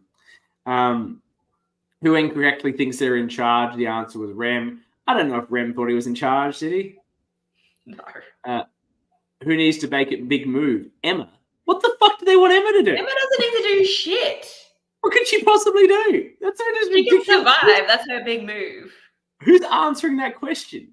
Like, it's like saying David has to make a move. Yeah, well, is that going to be one of those things though, where there's like one vote, and then Emma randomly gets two? Like, was it not a clear majority? Like, they didn't. Again, people were not just being strategic about their answers with the blocks; they're being strategic with their answers in the quiz, which is the problem with touchy subjects. Not everyone's on a lie detector, and there's a bit of strategy around it. As Liz says, Emma had done enough already. That's fine. Yeah, and so Sally wins immunity, and there's a pizza reward, and she chooses Emma and Amy, and this was a really awkward pizza party. Oh my god! Like they're just sort of sitting there, and like, like I was saying, like and Emma's sort of like, pizza. Emma's like, when are we going to talk the strat? Like, surely like, probably going to talk the strat, right? That's why I'm here. And Rosie's back at the camp going, oh, I'm in trouble. They brought her to talk strat. And like Sally's just there like, yeah, good pizza. I don't understand why she chose to take Emma. Is she like trying to get her jury vote? She said something about she liked that Emma answered her for she said this tribal council for who surprised you or trust with your life. I think she voted Sally. She said Sally, and Sally interpreted that to be Emma's actual answer, which it might not have been. It was just Emma's consensus of what the group consensus would be. So I don't know. There's been confusion.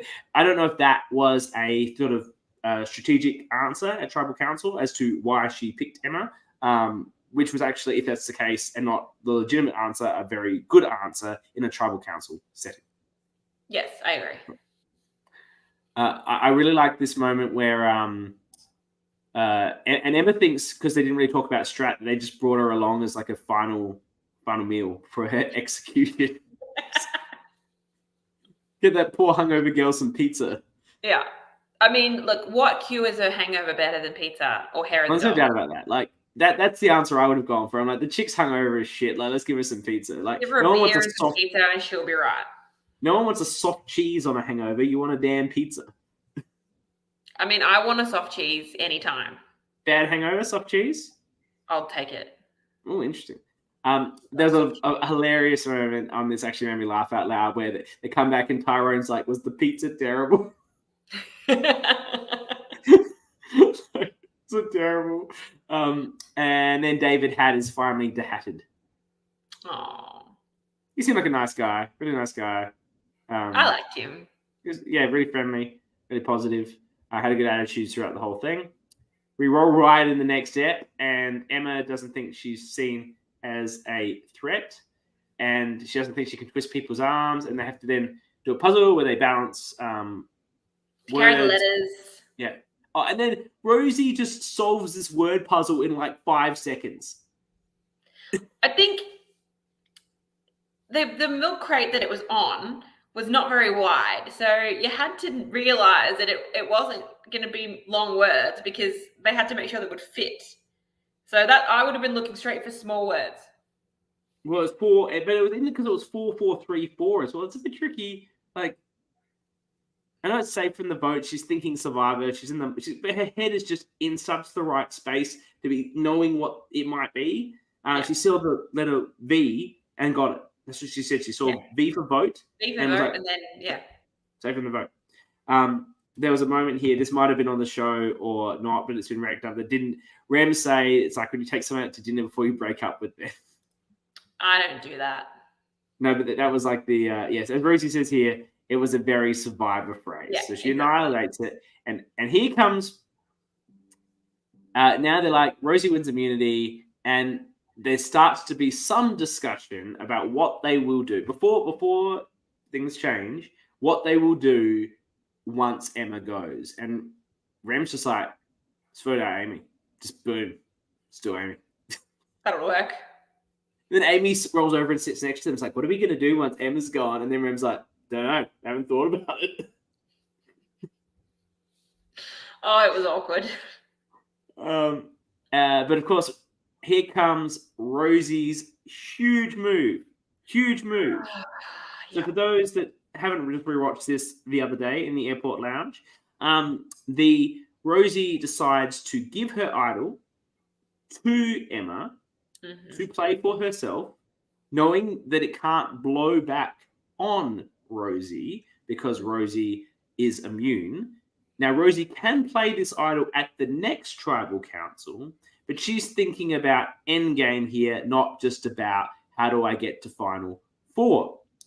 So the belief here is this will make Emma indebted to her, and presumably it does because Emma votes with Rosie at the next tribal council. It does, but that's still only 2 people. And we have Rem, who is clearly willing to go with Rosie to the absolute end, no hesitations, loves her to death, probably doesn't care that much about winning, and would love just to be with. If Rosie was next to him and she won, he would jump up and hug her like Colby and Tina. It would be like, I'm so happy for you situation. So yeah, I think the biggest mistake that Rosie made in this whole thing, she told Emma, vote for whoever you want. I don't care. All she needed to tell us, don't vote do was for say, Rem. Vote for Amy, vote for Sally, vote for Tyrone. Just don't vote for Rem. It's going to be you, me, and Rem at the final 3. Moving forward, she needed to have 3 people in the next vote. And by taking out Rem, she took out the other person that she could have potentially been with. The other option for her is she could have done it the round before, done it at final 7, so that at final 6, she would maybe have 3 people. She would have had Emma and Dave, sorry, there's too many D names. She would have had Emma and Dave and herself, and then she would have had 3 and could have maybe done a 3-3. Rosie says, exciting move to play. It was not the best strategic move. I think it is the best strategic move. It was almost good. I think it is the absolute best way for you to get to the final 3 without winning out. I actually think it was an ingenious move. If anyone else other than Rem goes here, I think there's your final 3. You just had to tell Emma to not vote for Rem. She wanted to make a big move and go to the final 3 with Emma and Amy O. Great. No, tell her to vote out Tyrone. Tell her to vote out Sally. Or Sally, whatever. And I guess there's a fear. There's a fear that if you tell her who you want to keep, that might be who she votes out. But you're already so taking the risk by giving her the idol here. It's a massive risk to do it anyway.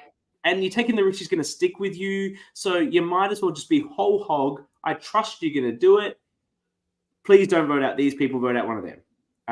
And I think she makes the end with that move. And it would have been incredible.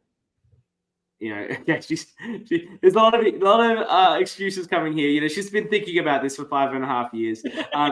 I didn't want to put too many conditions on the idol. I'd never really had a chat with her before that moment. Look, I get it. I get it all. But look, the facts are the facts. I'm 5.5 years and I wasn't there, but these are my views, and that's what they are. They're fact. And this is our job to criticize. That's right. We've given you a lot of praise, Rosie. Well-deserved praise. We're just criticizing the one failure. This close to being an amazing move and would have been a great game. Incredible game. Not just great. It already is an incredible game. It's just a great game. The question is, how do you play this is a survivor challenge. How do you play so strong and so dominantly and so obviously the person who's going to win, yet still get to the end without winning out? That is the challenge for anyone who plays that sort of game. And this move was the move. It was actually a really impressive thought to give up the safety at the next tribal council. There's a question here. Did Rosie know that Rem was... think about it. Yeah, we get it. Did Rosie know that Rem was hardcore fangirling over her? I don't know. We know how much Rem loves Rosie. It's clear to us from his confessionals. So we have his inner thoughts. Admittedly, she might not see him as that loyal to her. He's loyal, but not, that loyal. as Amy said, Carbon 2.0. yeah, all these years we still think about it. All right, that's my thought. Rem goes for the 1 vote. He's pretty chilled about it. He's going to get some beers. He's had a great time. He's probably never watched Survivor before in his life. Rosie says, yes, there's more to it. Well, maybe we'll get this goss on the tea party. Rosie, you'll be getting a call for the tea party, just FYI. So we get to the final episode, and they tell Amy that Rem was going after her at this point. It's another one that was like, because he was. And it's like, well, fuck him then, And then we get the numbers and the rocks and locks and puzzle. And it's a tricky puzzle that we talked about earlier. It takes 10 minutes, and Tyrone has still not solved the lock. That's embarrassing. It's an embarrassing moment. I love these puzzles that are 5 pieces, yet they seem impossible. Yeah, they're ones that we saw this so many times. Everyone thought they'd solved it, and they still had a piece left. Yeah. It's almost, and you don't know. It's not like you can be like, oh, I'm almost there. You don't know you haven't got it until you put the last piece and you go, oh shit, that's wrong. And then but Sally, the geospatial engineer, I don't really know what that is, but geospatial makes me think of someone who'd be good at shapes, and she gets it right, gets immunity, and Tyrone is thinking of just throwing himself on the sword at this point. I think he feels very defeated by the lock. Mm-hmm. Well, because his big strategy, as he enunciates at final Tribal Council, is that he was going to be sort of under the radar and then, pop up and win the last couple of challenges and sort of take control. So miserably failing. Strategy was what Sally ended up doing. Yeah, yes, exactly. But miserably failing at the challenge, not even getting to the next stage, really deflates what he planned to do. And I think he's a bit deflated at this point. I think we need to talk here about Rosie's sort of announcing to everyone. This is the downfall of Rosie. She's basically saying to everyone, oh, we had an agreement that we were going to stick to the 5. We're at the 5, so we're allowed to vote for each other now. She basically gave them permission to vote her out. She did. And the thing is, Amy was reading that alliance promise differently. Amy's read was, yes, we were the 5 till we got to the 5, which was our original 5, was going to be the final 5. But Rem was idled out. So now it still applies, just with us as a 4. I agree. It's not a numbers thing. It's the deal isn't done yet. There's still one more person not in your alliance. Doesn't matter that she scraped through with an idol. And as far as she knows, Emma just had an idol. They think the note that she had earlier was legit. Actually, now she's played the idol. She's taken out Rem, and they haven't, done. No one's backstabbed anyone. As far as they're all aware, they are still true. And then and Amy said she didn't even remember that agreement until she reminded of it, and she was like, "Yeah, final 5. Everyone can do what they want," and they're just giving everyone permission to take her out. In front of everyone, Rosie needed to be like, guys, we've got to take out Emma. She's a massive threat. We've got to take her out. And then find the person to pull over and say, hey, let's make a move. Yeah. I think at this point, look, that's true. But Rosie watched a lot of Survivor. She's a very savvy player. And I think she's just in a situation where she's like, they're coming for me and I don't know what to do. And perhaps the move was just to cover up again, but she just, as a savvy Survivor watcher and player, she probably didn't see that as the best move. Whether it works or not, I don't know, but it's probably more viable than what she tried to do, which was pull in Amy to do a girls thing and vote out Tyrone. That didn't really work. I mean, the other thing, she could have just piled on target and just be like, guys, we've got to stick to our alliance. We've got to stick strong. Vote out Emma and then hope to win the last immunity challenge. That Emma, we were going to go final 5, Jelani 5 to the end. We ruined it. The bloody idol. Screw her. Let's get rid of her. We're the 4 of us, and then it's every man and woman for themselves, And you could even say, you'd even bold enough to say, Like, and if I don't win immunity, then so be it. But like, give me that shot, guys. Give me that shot at that last immunity. Like you might be bold like that. As Rosie said, when she knew she gave the idol, she was relying on winning immunity to the end. So there's nothing they can do. She goes here. It's the right move for all of them.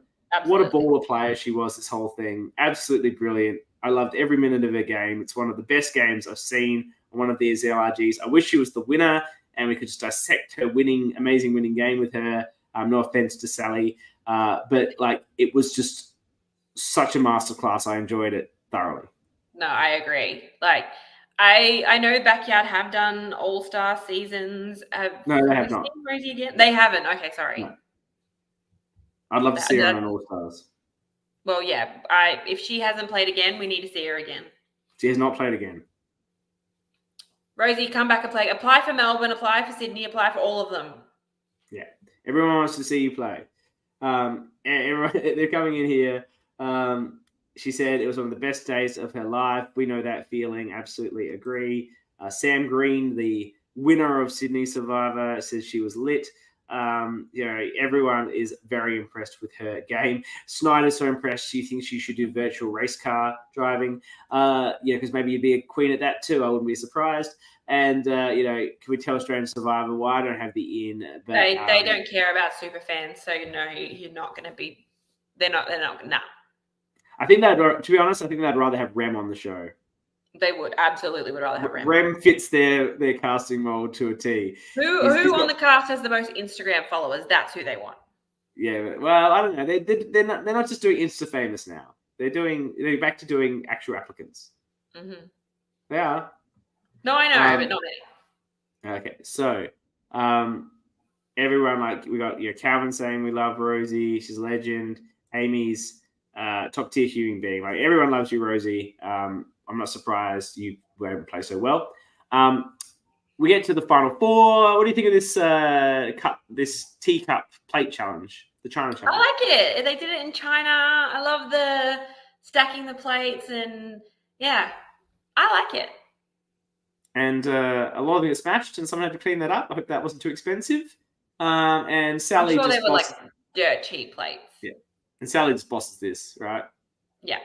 I like that Emma tried the strategy of like turning them upside down.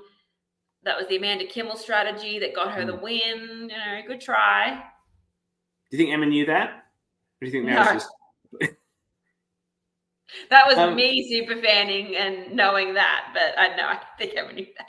The fact it comes down to Emma at the end after the 11 hours of hangover, like it's her versus Sally, and Sally is an elite challenge player. She wins. This is her third immunity as well. So immunities in the merge were only won by Rosie and Sally. That's it. And Sally was right in there with Rosie in a few of them as well. So she was quite the beast as well.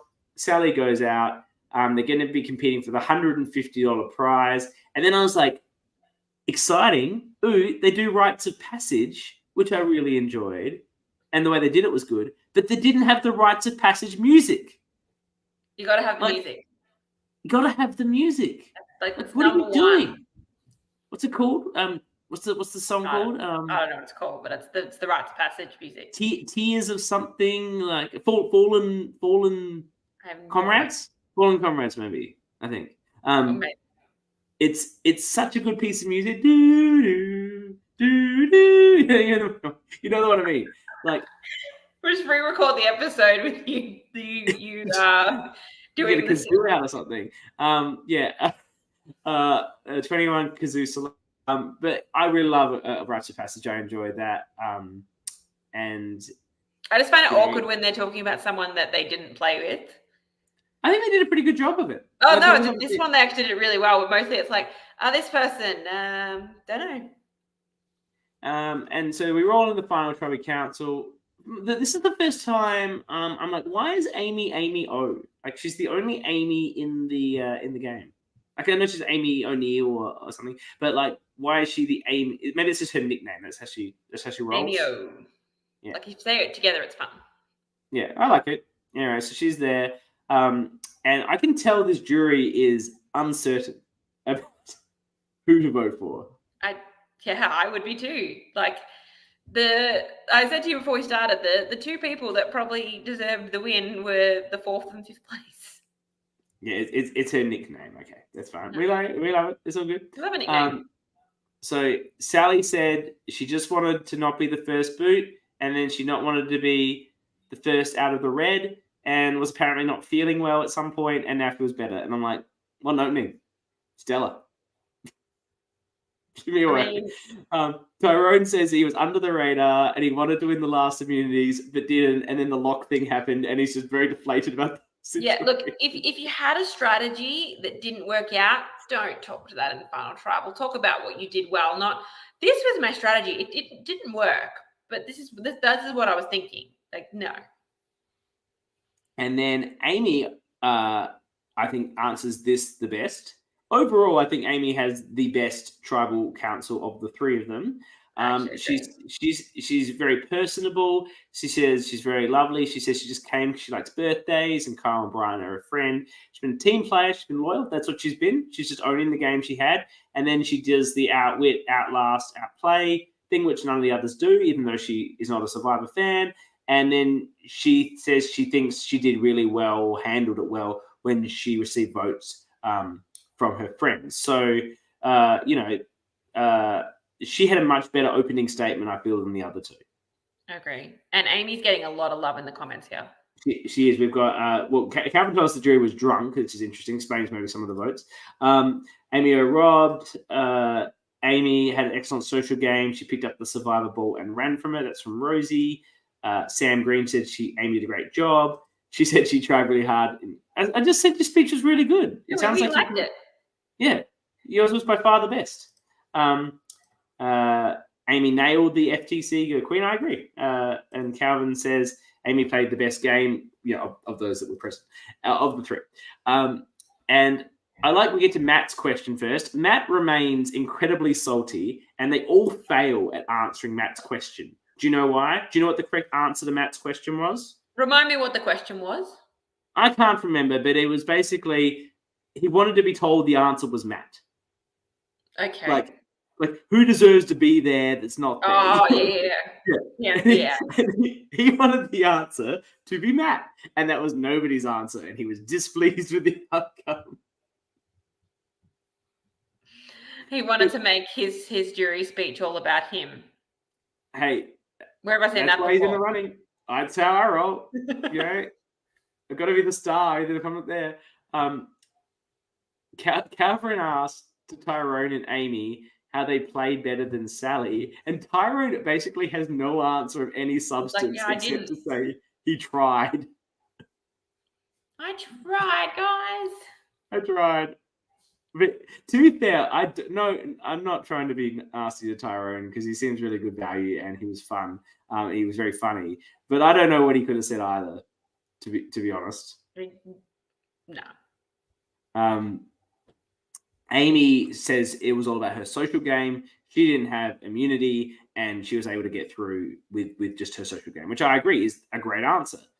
David Hatt then takes this opportunity to stump fight Amy because apparently people think she's watched Survivor. Obviously, some jury chat is happening that she hasn't been honest about her Survivor watching, and he lets her take the opportunity to be clear that she has not watched a lot of Survivor. She's watched some of it, but she's not like a crazy, crazy super fan like Kyle and Brian.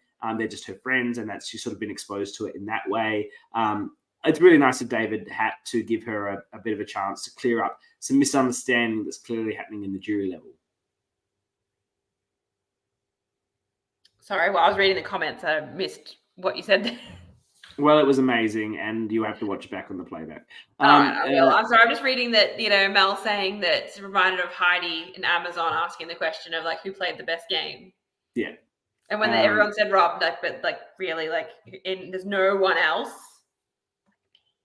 Look at this. Amy hasn't even watched the whole season. Is this true to date? Have you watched your own season, the full thing? Presumably.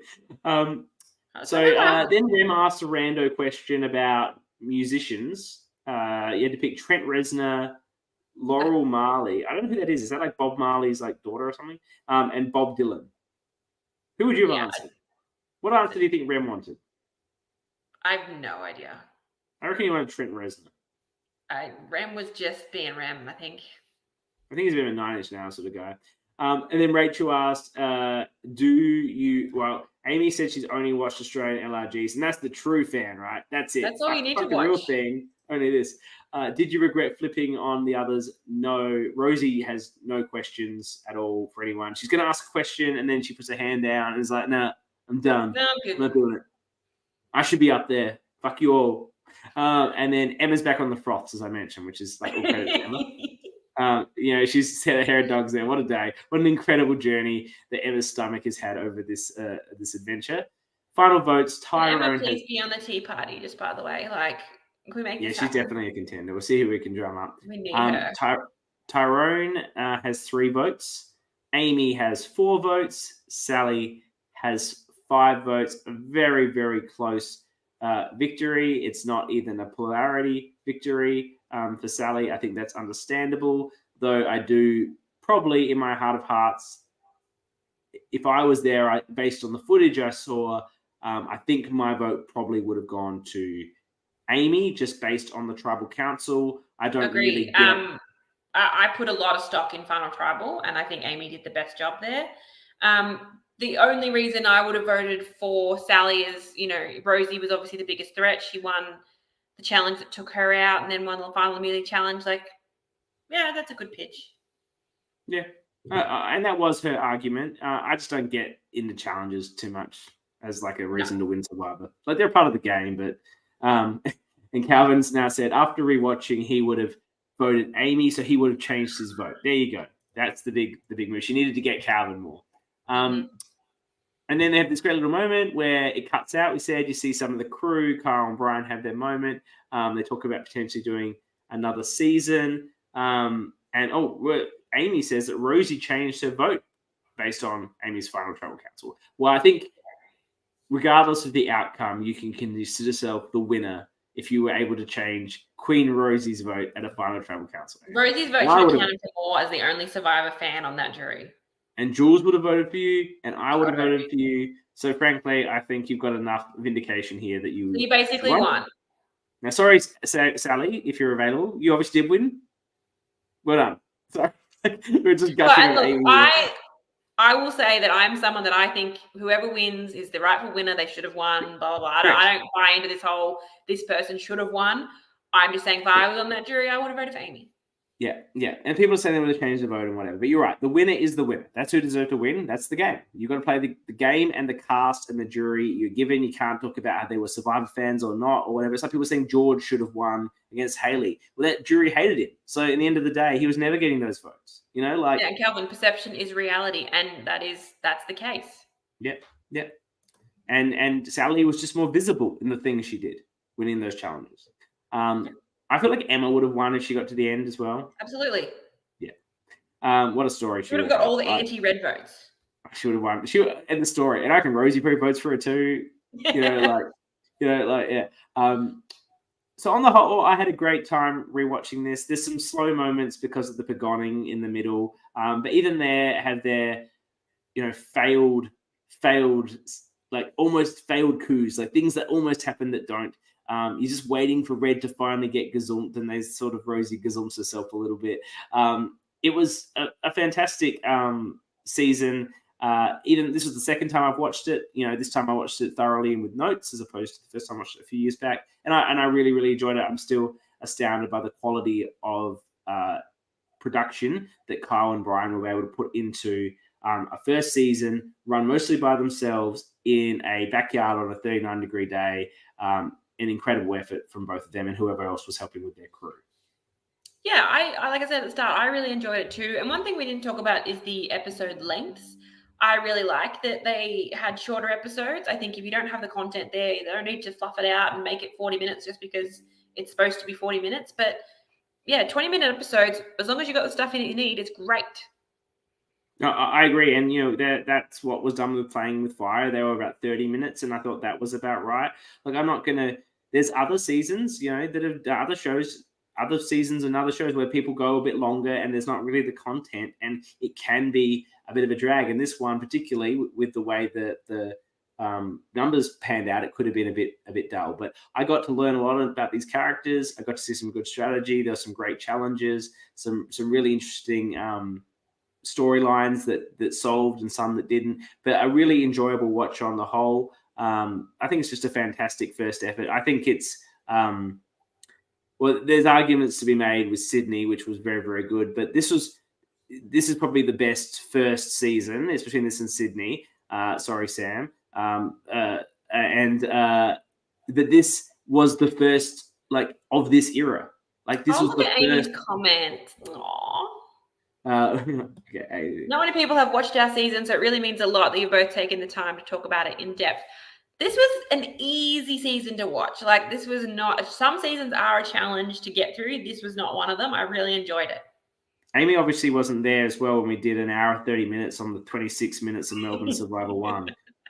So, we're prepared to do anything for this content. We love it. But yes, thank you very much, Amy. We do appreciate that. Yeah. This is the first one of this era of the 11 that we're covering. This was the first thing that was done. And so to pull out, there's no guidance. I guess there's ones they watched in America and things like that, but there's no Australian guidance. This is 5.5 years ago. And to produce this product, I think it's something that Brian and Kyle should be so proud of. I know they've gone on to much bigger and better things, and they've done incredible work later. But, from a start point, I'm sure they've got a little soft spot in their heart for this one. Yeah, of course. And yeah, like I said, I haven't watched any other Backyard yet. I will get to it as we get through this countdown, but I'm really excited to see what else Backyard has to offer. I've heard good things about 2 of their other seasons. Correct. I'll leave it at that. I agree with that sentiment. For those, as Liz Riley, creator, host of Melbourne, said, this is OG. It inspired everything after it, and I think that's true. It's really magnificent. So I think that about wraps up our coverage of the recap of the season. But next week, we will have a deep dive with Sally, if I can track her down. She's not sort of part of the community from what I understand. So we'll see what I can do. But failing that, Amy, I'm getting you, or maybe I'll get the both of you anyway. Maybe we'll have both of you for a deep dive. So maybe get Amy and Rosie. That'd be. No, see, this is supposed to be the winner deep dive. Amy only lost by a vote. She can be there.